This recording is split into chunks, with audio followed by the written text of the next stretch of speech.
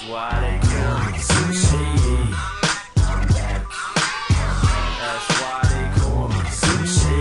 Alright, top of the morning to you. I'm going to walk you through the process this morning of the summary of priority needs that's due not this Friday, but Friday, June 3rd. If you go to the website and click on departments and then scroll down to the district and campus improvement planning page, go to the artifacts section, and I'm going to click on the summary of priorities, which is the one that will be due on Friday the 3rd. So I'm going to pull up the artifacts document here. And as I wait for that to come in, what's coming in on this Friday are the guiding questions that teachers have been working on. The reason that those are due Friday is to give you time to work with your campus leadership team in order to put this sheet together. Now, if you look on your screen, you'll notice that what you need to do is make sure you go into this area here and maximize your window.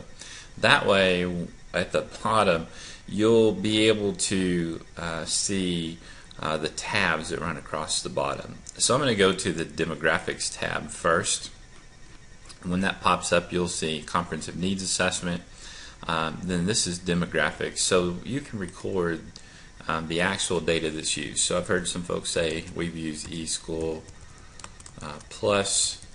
I've heard other folks say we use AEIS indicators.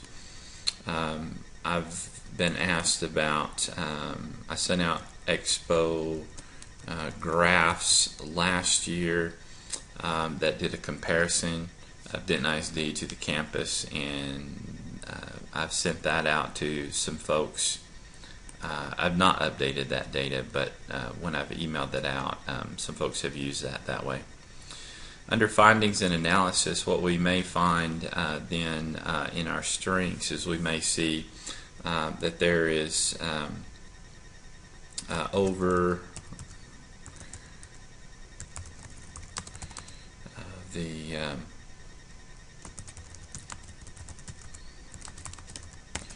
in Expo. We may see that there's an overrepresentation of white students in Expo. We may see that there is an underrepresentation of economically disadvantaged in Expo. We may see that another need that we've identified is a high number of dyslexia students. We need to look into that. So there's lots of things we can find. Then when I come to my summary needs, it's then kind of what are we going to look at? So we may go back and reflect upon our needs here. So we may examine our underrepresentation.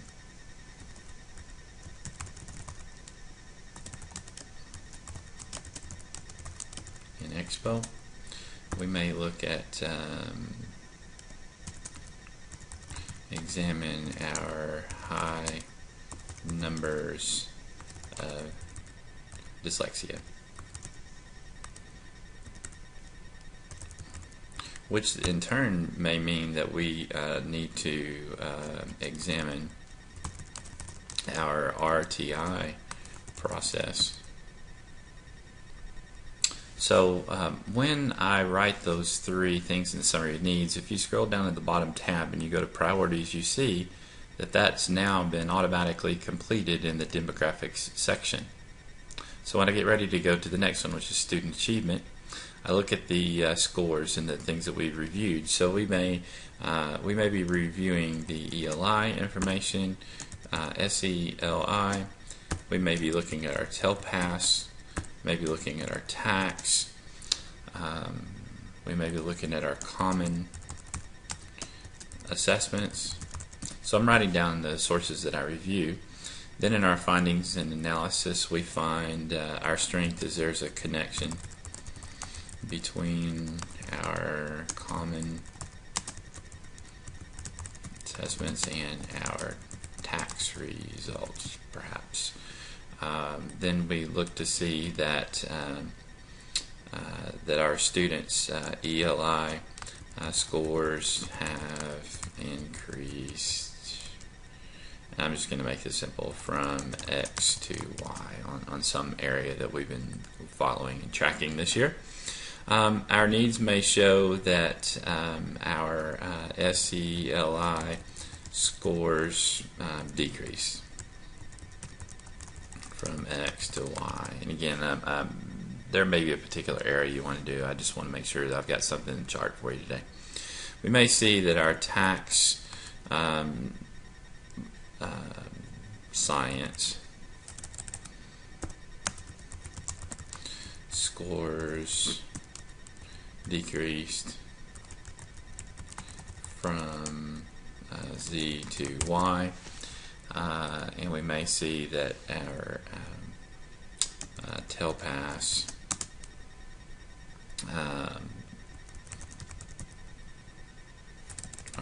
students, testers,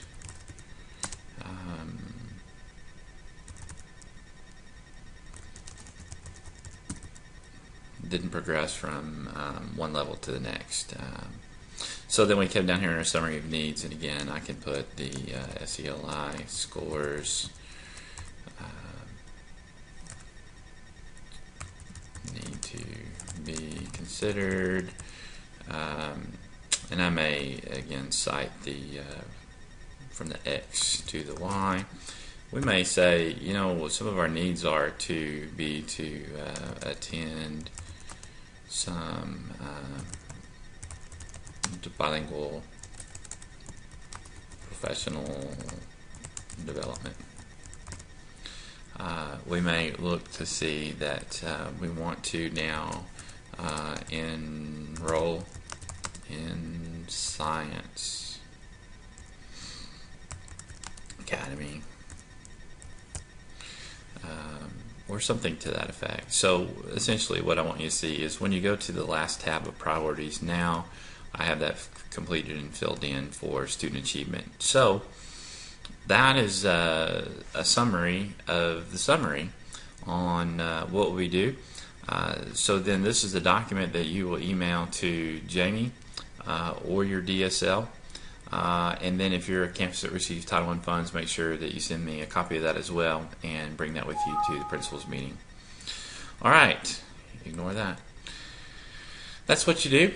And if you got any questions, please feel free to call, or don't hesitate to email your question. I've been in lots of meetings and campuses, and get those messages to the iPhone, so I will respond to those as rapidly as I can. So give me a holler, and I'll help you out if you got any questions from there. All right, have a good day, and we'll talk at you later.